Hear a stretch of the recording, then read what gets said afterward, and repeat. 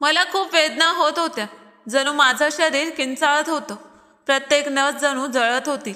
मी पूर्ण ताकदीने किंचाळत होते, पण आईने माझ्या तोंडावर हात ठेवला होता. तिचा चेहरा भीतीने थरथरत होता. डोळ्यात अश्रू तरंगत होते. ती मला वारंवार शांत राहण्याचा इशारा करत होती. जणू माझा आवाज ऐकला तर एखादं मोठं संकट येईल. माझे वडील अत्यंत कठोर स्वभावाचे होते. सन्मान आणि मर्यादेच्या नावाखाली काहीही करून टाकणारे. आईला माहीत होतं की जर वडिलांना कळलं की मी आई होणार आहे तर ते एक क्षणही न दवडता मला ठार मारतील. असा मृत्यू देतील जो केवळ शरीरालाच नव्हे तर आत्म्यालाही जखमी करेल. माझं संपूर्ण अस्तित्व जणू तुटलं होतं. पोटात असह्य वेदना होत्या. मला काहीच समजत नव्हतं की मी इथे कशी पोचले. हे सगळं का घडत होतं. असं वाटत होतं की माझ्या शरीरातून जीवनातील सगळा रंग हिसकावला गेला आहे. मग तो क्षण आला जेव्हा वेदना माझ्या सहनशक्ती पलीकडे गेल्या होत्या. मी किंचाळत रडत होते आणि मग सगळं अंधारमय झालं. जेव्हा डोळे उघडले तेव्हा माझ्या सभोवतालचं दृश्य पूर्णपणे बदललं होतं. मी एका फुटपाथवर होते. जमिनीवर घाणेरडी चादर पसरलेली होती आणि माझ्या शेजारी एक छोटं मूल पडलं होतं. ते माझ्या छातीला चिकटलं होतं, रडत होतं, भुकेलं होतं. माझ्या अंगावर फाटलेले जुने कपडे होते. डोकं गरगरत होतं. लोक मला टक लावून पाहत होते, काही दयेच्या नजरेने तर काही तिरस्काराने. कुणीतरी माझ्याजवळ काही नाणी ठेवली, कुणीतरी खाण्याचं पाकिट दिलं. मी लाजेने जणू जमिनीत गडप होत होते. मी कुठे आले होते? हे माझं आयुष्य होतं का, की हे कुणाचं तरी स्वप्न होतं जे मला वारसात मिळालं होतं? मूल अत्यंत दुर्बल होतं. त्याचे श्वास मंदावले होते. मी त्याला हातात उचललं. त्याचे डोळे मला प्रश्न विचारत होते की आई तू कोण आहेस? मीही स्वतःला हाच प्रश्न विचारत होते की मी कशी आई झाली, कधी? मला तर काहीच आठवत नव्हतं. मला माहीत नव्हतं की कुणी मला स्पर्श केला. कोण होता तो ज्याने माझ्या आयुष्याची सुख शांती हिसकावली? माझ्या मनात फक्त एक धूसर रात्र होती. काही चेहरे, काही हास्य, मद्याचे प्याले, नशा आणि मग अंधार. त्यानंतर काहीही आठवत नव्हतं. मी कशी आई झाले, तो कोण होता? हे मूल माझ्या गर्भातून जन्माला आलं होतं, पण मी स्वतः माझ्या सत्यापासून अनभिन्न होते. थंडी होती, शरीर थरथरत होतं. मी त्या मुलाला छातीला घट्ट लपेटून घेतलं. लोकांच्या नजरा शांत होत्या, जणू मी एखादी गुन्हेगार आहे, दोषी आहे. पण मी तर स्वतः पीडित होते, असहाय्य, लाचार. एका क्षणानंतर मी ठरवलं की जर इथेच पडून राहिले तर ना हे मूल वाचेल ना मी. मी मुलाला घट्ट पकडलं आणि आजूबाजूला पाहिलं. मग एका स्त्रीला विचारलं की इथे कुठे अनाथालय आहे? तिने एक पत्ता सांगितला आणि मी चालू लागले. पायांना फोडं, डोळ्यात अश्रू, छातीत वेदना आणि हातात मूल. जेव्हा त्या अनाथालयाच्या दारापाशी पोचले तेव्हा चौकीदाराने मला वरपासून खालपर्यंत निहाळलं. जणू काही अपवित्र वस्तू दार ठोठावत आहे. त्याने विचारलं की काय हवं? मी थरथरत्या आवाजात म्हणाले की काम आणि माझ्या मुलासाठी आश्रय. त्याने आत कुणाला तरी बोलावलं. तिथली संचालिका एक वृद्ध स्त्री होती. चेहरा कठोर होता, पण डोळ्यात थोडी करुणा झळकत होती. तिने विचारलं की हे तुझं मूल आहे का? मी मान हलवून होकार दिला. तिने पुन्हा विचारलं नाव काय आहे? माझा गळा भरून आला. माझ्या ओठांवर कोणतंही नाव आलं नाही. कोणीच नव्हतं ज्याच्या नावावर मी माझ्या मुलाचं नाव ठेवावं. मग मी हिचकिचात म्हणाले की प्रकाश, प्रकाश ठेवा, कारण तोच माझ्या अंधारातील एक छोटीशी किरण होता. त्या स्त्रीने मला एका छोट्या खोलीत जागा दिली आणि स्वच्छतेचं काम सोपवलं. मी दिवस रात्र मेहनत करत होते, शौचालय साफ करत, भांडी धुत, फरशी घासत. पण प्रत्येक क्षण माझी नजर प्रकाशवर खेळलेली असायची. तोच माझ्या जगण्याचा आधार होता. कधी कधी प्रकाश आजारी पडायचा तेव्हा मी रात्रभर जागून त्याच्या अंगावर ओला कपडा ठेवत असे. देवाला प्रार्थना करत असे. औषधांसाठी पैसे नसत तेव्हा लोकांकडे हात पसरवत असे. जे काही मिळेल त्यातच भागवत असे. त्या अनाथालयात इतरही अनेक मुलं होती. त्यांच्याशी माझा जवळचा संबंध निर्माण झाला होता. ते मला प्रकाशची आई म्हणू लागले. हे ऐकून मनाला थोडं बरं वाटायचं. वेळ हळूहळू सरकत होता, पण माझ्या जखमा तशाच होत्या.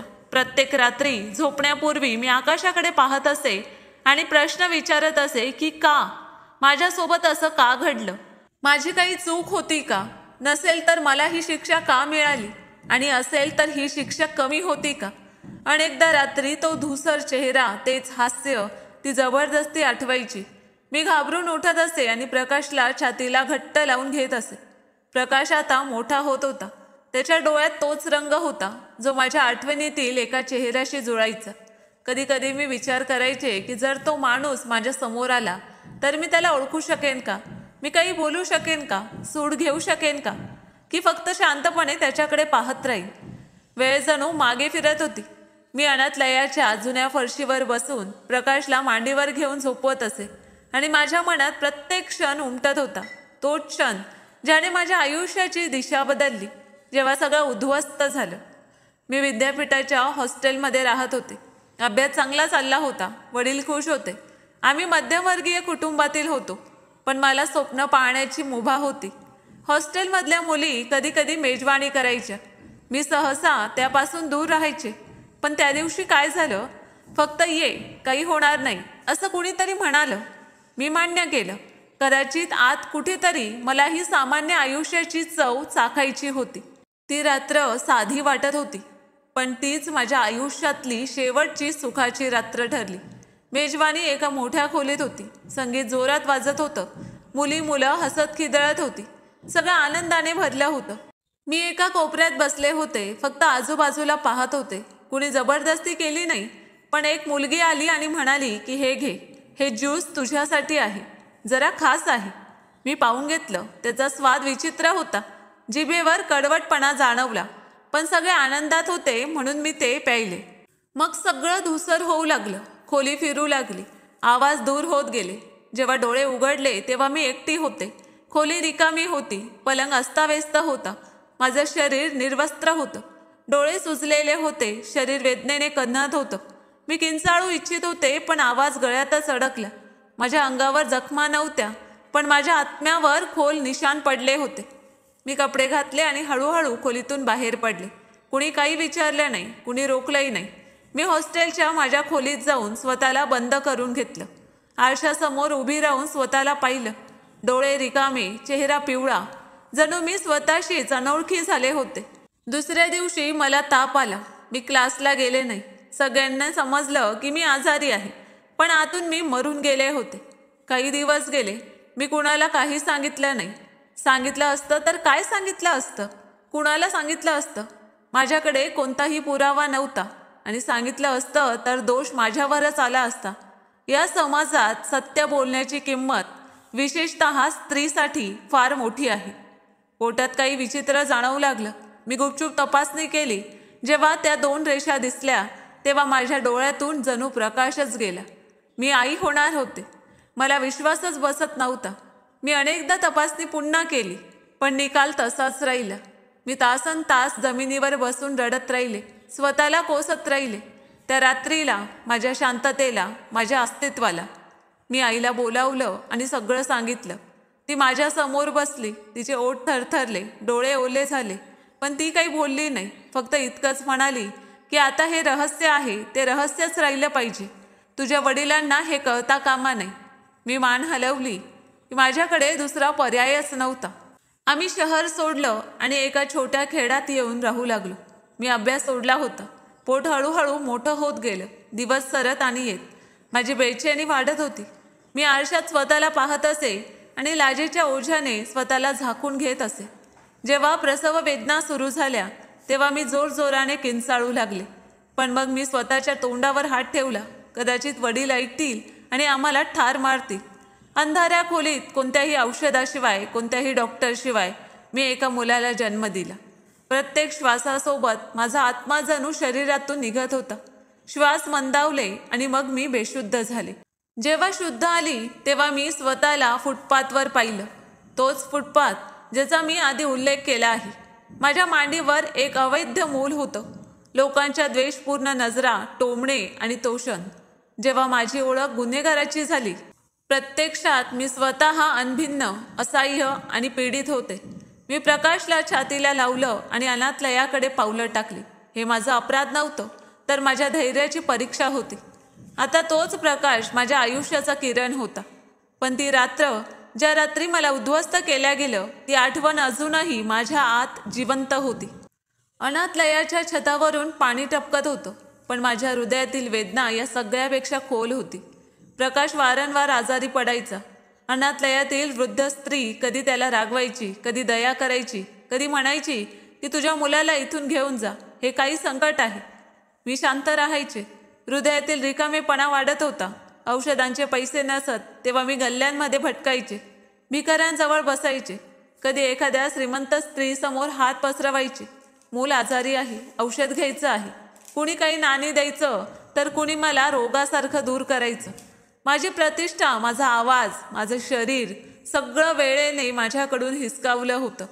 आता मी फक्त एक शांत किंचाळी होते, जी प्रत्येक क्षण गुंजत होती, पण कुणी ऐकत नव्हतं. जेव्हा प्रकाशला ताप आला आणि तो तळमळत होता तेव्हा मी सगळ्या शहरात औषधांसाठी भटकत राहिले. एका डॉक्टरने दयाळूपणे जुनी औषधाची बाटली दिली. मी अनवाणी पायांनी धावले, पायांना फोड आले, पण मी काळजी केली नाही. जेव्हा प्रकाशच्या श्वासा सामान्य झाल्या तेव्हा मला वाटलं की जणू मी स्वतः पुन्हा जिवंत झाले. त्या रात्री मी छतावर गेले, आकाशाकडे पाहिलं, चंद्राकडे पाहिलं आणि शांतपणे रडले. तोच चंद्र, तेच आकाश ज्याच्या खाली माझं आयुष्य उद्ध्वस्त झालं होतं, आता तेच माझ्या संतानाच्या श्वासांचा साक्षीदार होते. मी अनाथालयातील मुलांना शिकवायला सुरुवात केली. कदाचित त्यांचं नशीब माझ्या मुलापेक्षा चांगलं असेल.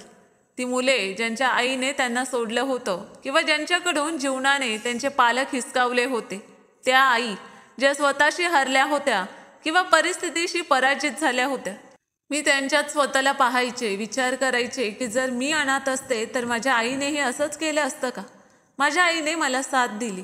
ती मला काही बोलली नाही, रागवली नाही, पण तिच्या डोळ्यात दररोज एक शांतता असायची.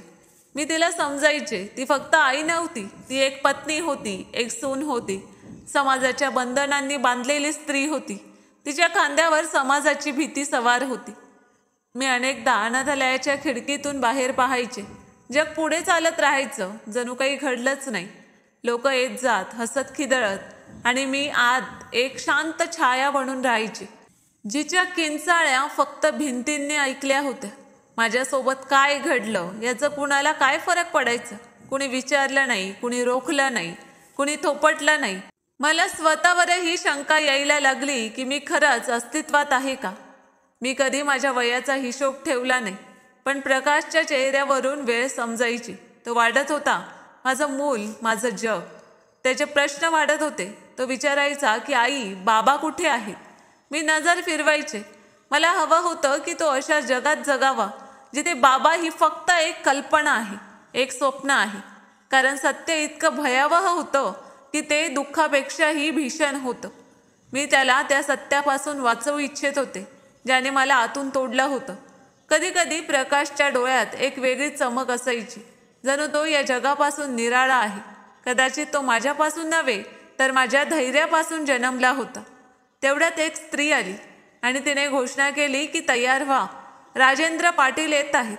सगळ्या परिसरात जणू वीज पसरली. सगळ्यांच्या चेहऱ्यावर आश्चर्य आणि उत्साह दिसू लागला. मी एका भावनेने विचारलं की हे कोण आहेत. उत्तर मिळालं की देशातील प्रसिद्ध राजकीय नेते समाजसेवेसाठी ओळखले जातात. माध्यमं त्यांची सतत प्रशंसा करतात. मी विचार केला की ठीक आहे, जसं इतर लोक येतात, हसतात, मुलांशी भेटतात, काही छायाचित्र काढतात आणि निघून जातात, तसंच हेही करतील.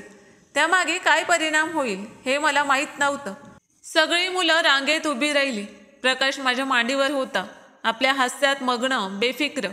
मी त्याला जमिनीवर उभं केलं. तो माझ्या बाजूला चिकटला, कपडे पकडून.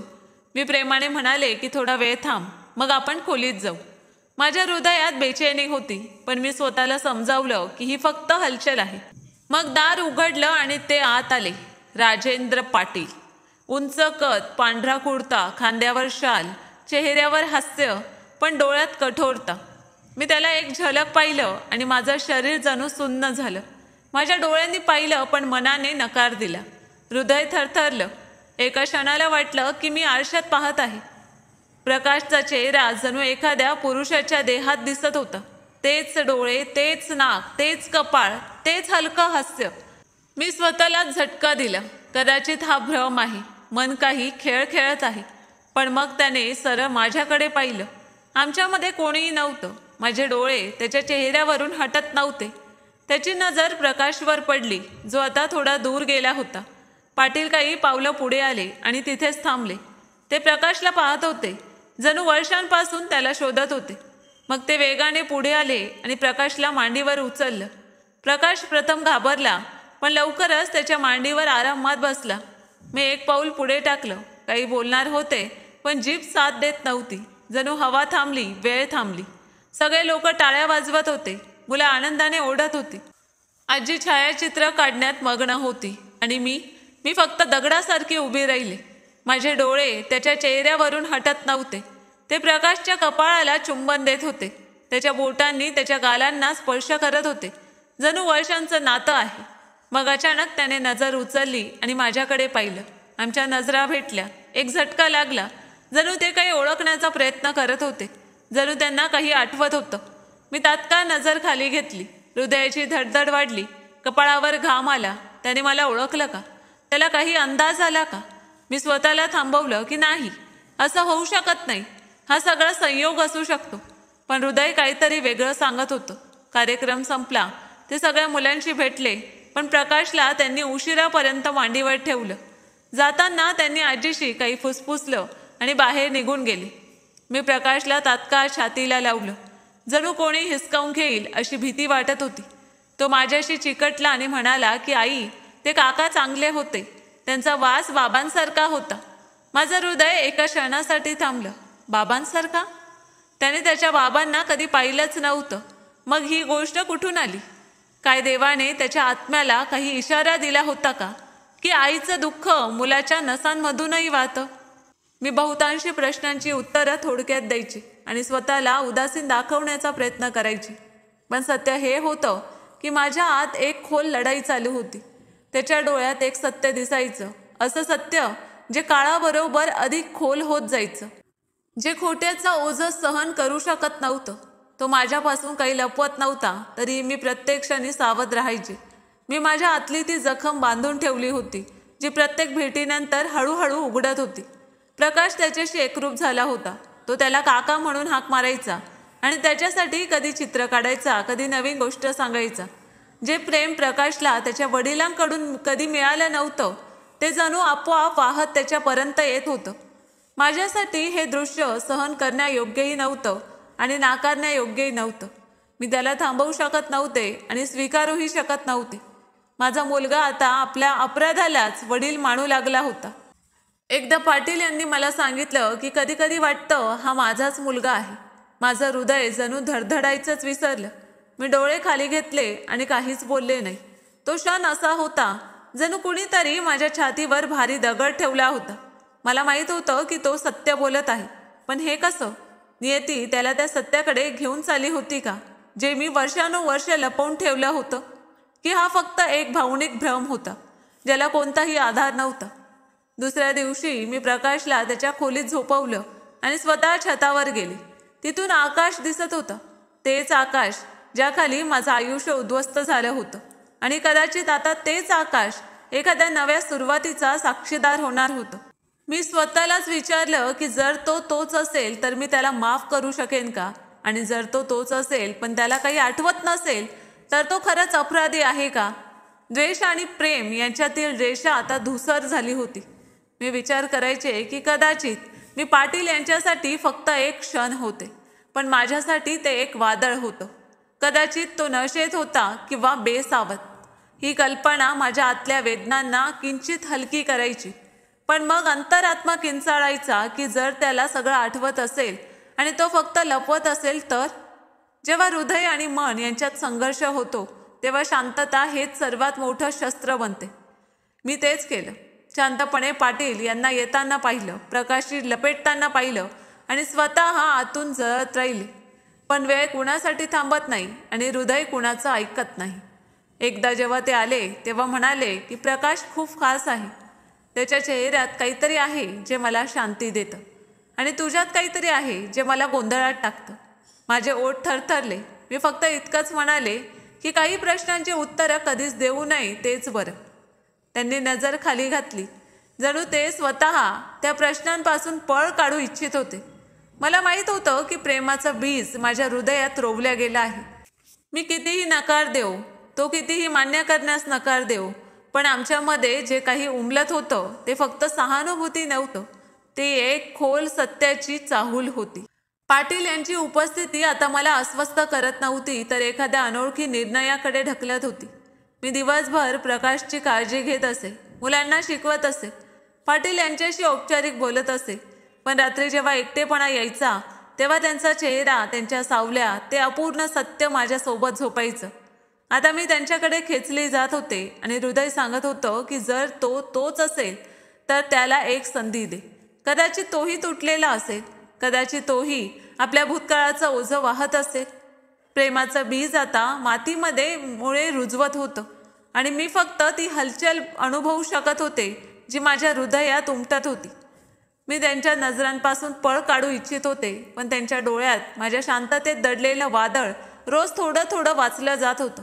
एकदा ते थांबून मला म्हणाले की तुझ्या शांततेत एक किंचाळी दडली आहे, सांग काय लपवत आहेस. माझं हृदय जणू कैद झालं. मी खोल श्वास घेतला, डोळे बंद केले, होठ हलले, पण शब्द बाहेर पडले नाहीत. सत्य माझ्या जिभेवर येऊन थांबलं, पण बाहेर येऊ शकलं नाही. मला सगळं सांगायचं होतं, किंचाळून सांगायचं होतं की हे मूल त्याचंच आहे, तेच मूल ज्याला त्याने अजाणतेपणे किंवा जाणून बुजून माझ्या कोखेत ठेवलं होतं, तेच रहस्य जे कदाचित तो विसरला होता आणि मी दररोज जगत होते. पण माझी जीभ जणू भीती आणि लाजेने बांधल्या गेली होती. जर मी सत्य सांगितलं तर काय झालं असतं. ते एक प्रतिष्ठित नेते आहेत, देशाचा सन्माननीय चेहरा, ते मान्य करणार होते का?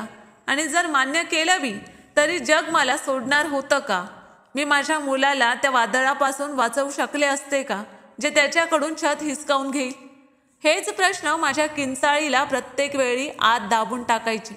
त्यांनी माझ्या डोळ्यात पाहत सांगितलं की तू माझ्यासाठी ओझं नाहीस, मला तुझं ओझं वाटून घ्यायचं आहे. मी नजर खाली घेतली, जणू काही ऐकलंच नाही. काही दिवसांनी ते पुन्हा अनाथालयात आले. मुलांसोबत बसले, त्यांची गोष्ट ऐकली, हसले. प्रकाशला मांडीवर उचललं आणि हसत म्हणाले की मला हवं आहे की तू माझ्या संस्थेत काम करावंस. तुझ्यासारखी सत्यनिष्ठा खूप कमी लोकांमध्ये असते. शाळेचा प्रवेश, सगळा खर्च मी उचलणार.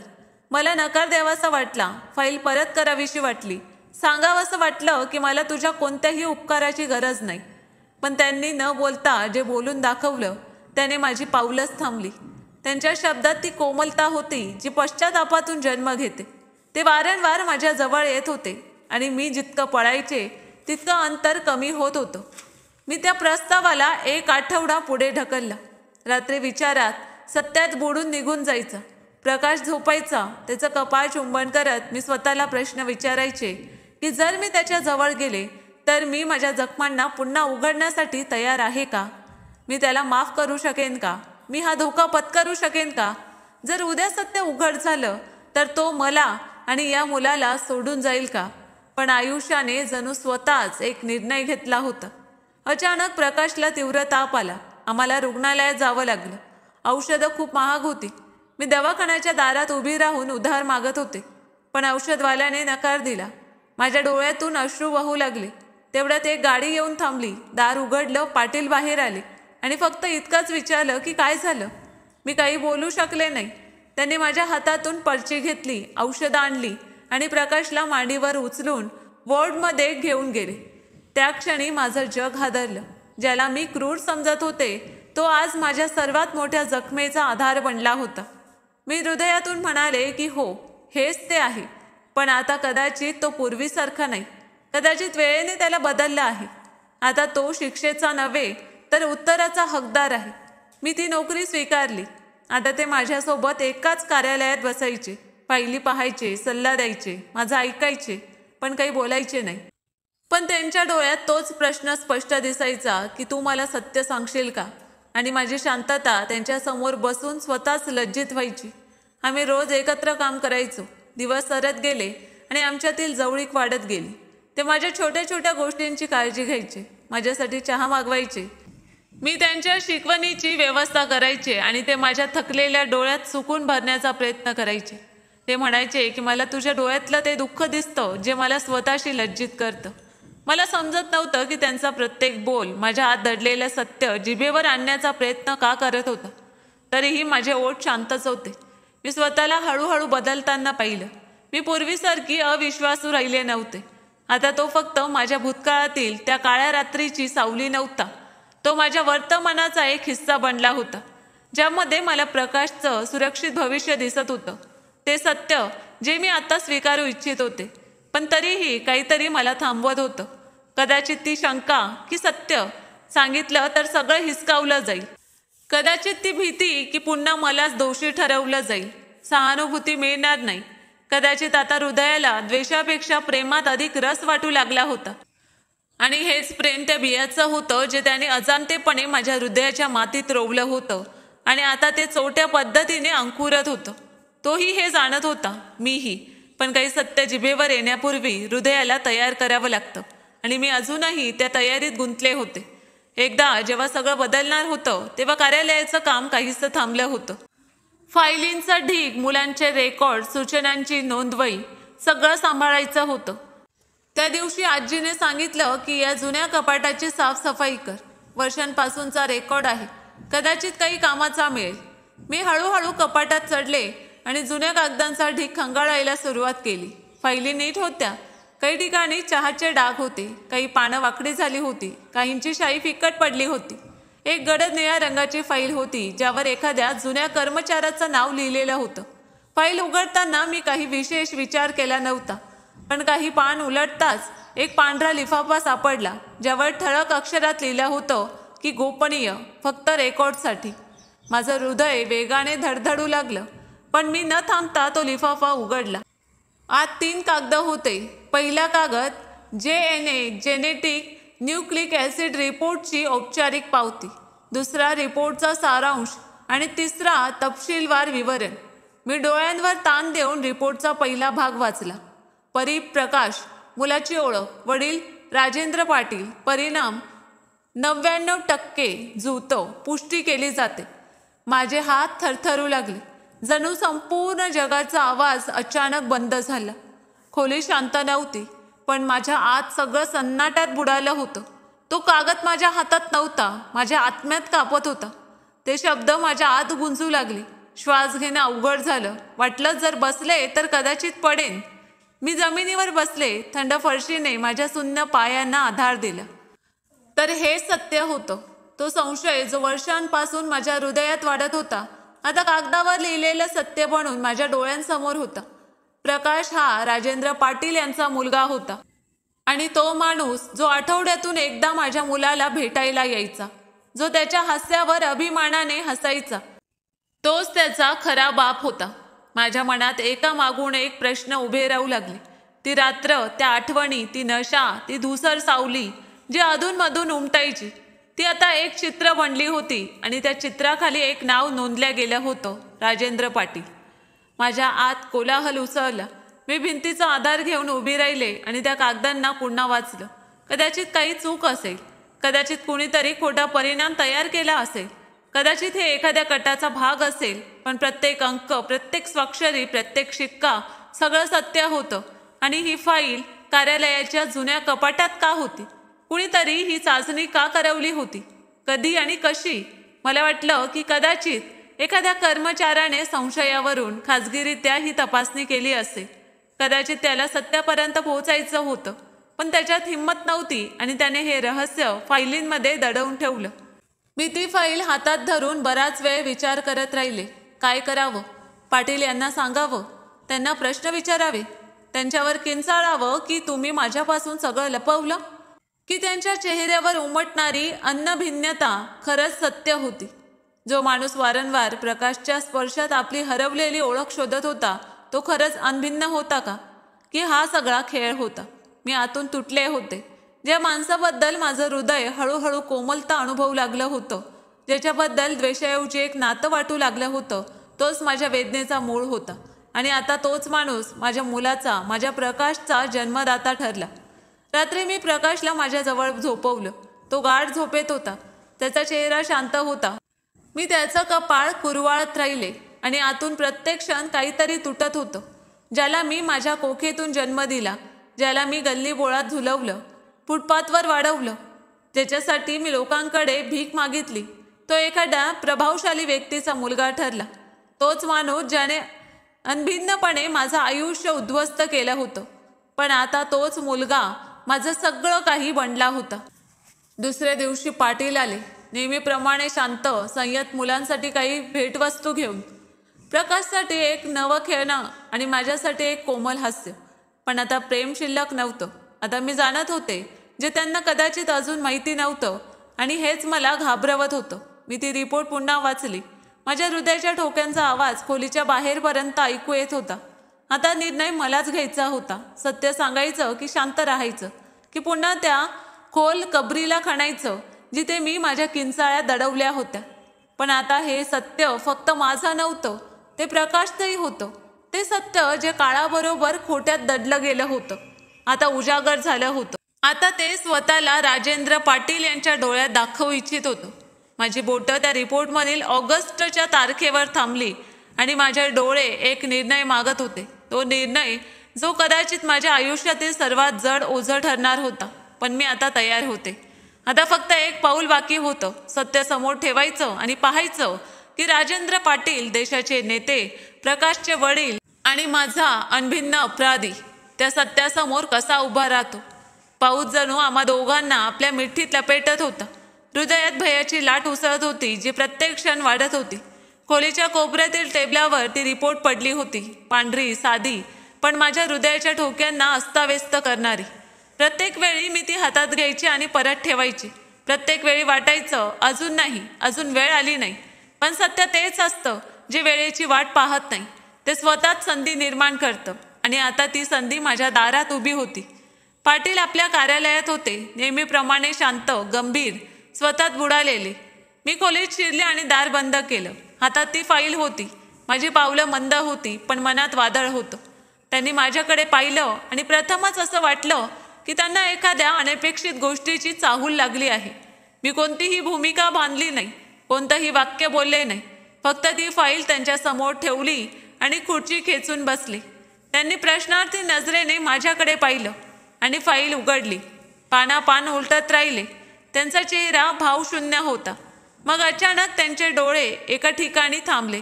बोटं तिथे स्थिर झाली जिथे लिहिलं होतं DNA 99% जुळतं. त्यांच्या चेहऱ्यावर आश्चर्याची थंड लाट उतरली. मग त्यांचे श्वास खोल होऊ लागले. ते सरळ बसले आणि रिपोर्ट पुन्हा लक्षपूर्वक वाचली. मग ते खुर्चीच्या मागे टेकले आणि काही काळ शांत राहिले, जणू जमीन त्यांच्या पायाखालून सरकली आहे. मी शांत राहिले, एक शब्दही बोलले नाही. आत कोलाहल होता, पण ओठ बंद होते. मग ते बोलले खूप मंद आवाजात की मला आठवत नाही. मग त्यांच्या डोळ्यात ओलावा तरळू लागला. त्या रात्री मी नशेत होतो, पार्टीत काहीतरी प्यायलो होतो. मला काहीच भान नव्हतं की मी काय केलं, कुणाशी काय बोललो, कुणाला किती दुखावलं. माझ्या हात एक आग भडकली जी वर्षांपासून दडपलेल्या वेदनांनी बनली होती. मी किंचाळत उभे राहिले. तुला काही आठवत नाही आणि माझं आयुष्य, माझ्या अस्तित्वाची प्रत्येक जखम, तुला काहीच आठवत नाही. मी हात उचलला आणि त्यांच्या चेहऱ्यावर जोरदार थप्पड मारली. खोली गुंजली. ते लडखडले, पण प्रत्युत्तर दिलं नाही. त्यांनी फक्त नजर खाली घेतली. माझी शांतता, माझ्या आईची शांतता, फुटपाथवर घालवलेले ते दिवस, लोकांच्या घुरणाऱ्या नजरा, भीक मागणं, तिरस्कार, हे सगळं तुला आठवत नाही. माझा आवाज गळ्यात अडकत होता, पण वर्षाचं दुःख आता शब्दांचं रूप घेऊन बाहेर येत होतं. आणि प्रकाश, जो दररोज तुझ्या मांडीवर समाधान शोधतो, तो त्या रात्रीचं सर्वात कटू पण सर्वात सत्य आणि प्रिय सत्य आहे, ज्याला मी प्रत्येक त्रासात वाढवलं, माझ्या सन्मानाच्या किमतीवर जगलं. तो तुझा मुलगा आहे. ते शांत राहिले, मग हळूहळू उभे राहिले, माझ्या जवळ आले. प्रकाश त्यावेळी कार्यालयाच्या दाराजवळ उभा होता. निरागस नजरेने आम्हाला पाहत होता. पाटील यांनी त्याच्याकडे पाहिलं, हळूच वाकले आणि त्याला मांडीवर उचललं. त्यांचे अश्रू आता गालांवर वाहू लागले. मला माहीत नाही की मी त्या रात्रीचा दोषी आहे की एक अनभिन्न माणूस ज्याला काहीच माहीत नव्हतं. पण जर हा मुलगा माझा असेल तर आता हेच माझं सगळं आहे. मी तुझं आयुष्य हिसकावलं. कदाचित मी ते परत करू शकत नाही, पण प्रकाश, मी याचा वडील आहे. मी याचे सगळे हक्क पूर्ण करू इच्छितो. जे काही तू एकट्याने सहन केलंस ते आता मी तुझ्यासोबत उचलू इच्छितो. माझे अश्रू थांबत नव्हते. ते दृश्य माझ्या आत खूप खोलवर उतरलं होतं. वर्षांचा द्वेष जणू एखाद्या लाचार सत्याशी टकरून चुराचूर होत होता. कदाचित हे प्रेम नव्हतं, कदाचित ही फक्त सहानुभूतीही नव्हती, पण यात एक खोलपणा होता, एक सत्य होतं. एक वडील जो आपल्या मुलाला स्वीकारायला तयार होता, एक माणूस जो आपल्या चुकीचं ओझं उचलण्यापासून घाबरत नव्हता. मी इच्छित असते तर त्याला माफ केलं नसतं, त्याला दूर ठेवलं असतं, पण सत्य आता जागा घेऊन बसलं होतं, खोट्याच्या, शांततेच्या आणि भयाच्या जागी. ते प्रकाशला मांडीवर धरून मला म्हणाले की मी तुझ्याकडून काही मागत नाही, ना माफी ना दुसरी संधी, फक्त इतकाच की माझी उपस्थिती प्रकाशच्या आयुष्यातून हिसकवू नकोस. त्याला माझी सावली मिळू दे, एवढंच पुरेसं आहे. मी नजर खाली घेतली. हृदय काहीतरी बोलायला आतुर होतं, पण शांत होतं. मी अजूनही आई होते, जखमी पण मजबूत. ती जखम जी वर्षांपासून रक्तस्राव करत होती, आता कदाचित एखाद्या सत्याच्या मलमाने थांबली होती. मी दाराकडे पाहिलं. तिथून प्रकाश येत होता. जेव्हा सत्य समोर येतं तेव्हा अंधार आपोआप नाहीसा होतो. कदाचित हे सत्य आम्हाला एक करू शकणार नाही, कदाचित आम्ही कधीच एक होऊ शकणार नाही, पण प्रकाश आता एकटा नव्हता. त्याला त्याचे वडील मिळाले होते. आणि मी आता फक्त एक संघर्ष करणारी आई नव्हते. मी ती स्त्री होते जिने सत्यापासून तोंड फिरवलं नाही, तर त्याचा सामना केला आणि स्वतःला जिंकलं.